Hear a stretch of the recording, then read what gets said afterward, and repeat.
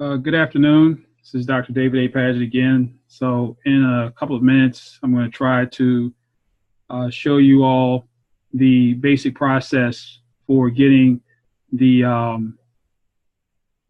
map out data into geographic information systems format. This is basically what the students are going to be doing from this point and perhaps into the summer months.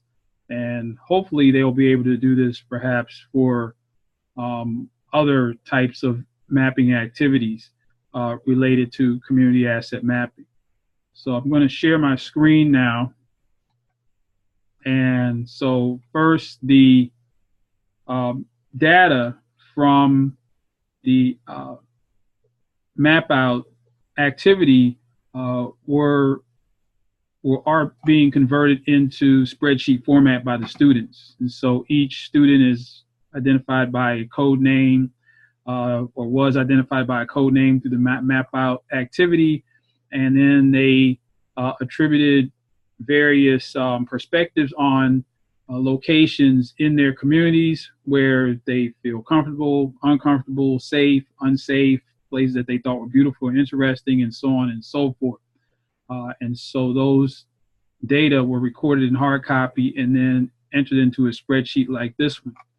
This spreadsheet was then converted into a CVS commonly delimited text file, which can be uploaded into a geographic information systems program.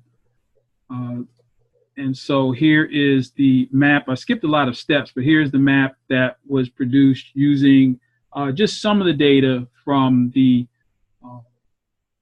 map out activity. And so as you can see here are the three. This is one way we can display the data by looking at the students and what they reported.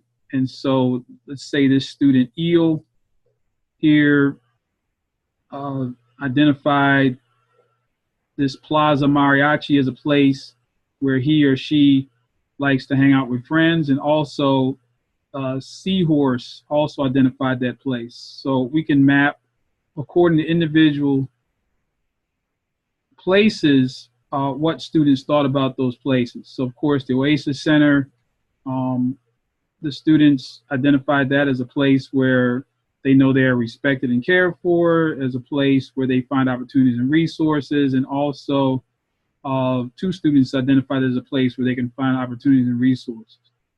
We can go to content here and change the symbology from name to perhaps the square description. And so when we do that, you can get a full listing of the various types of places that the students identified based upon their perspectives.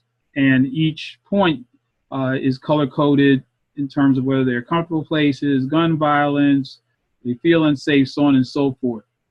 This is just a draft map. We can obviously do more with the symbology. We can break these different places off into separate layers, perhaps, so that we can really isolate the specific places and their attributes with symbols that might be more representative.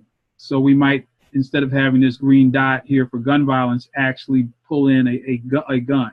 Or we might have a flower representing some place that's beautiful or interesting. So there are a lot of things that we can get the students to do to create very exciting interactive maps that will give them, and anybody viewing the maps, a better idea of how they perceive their communities and various assets therein.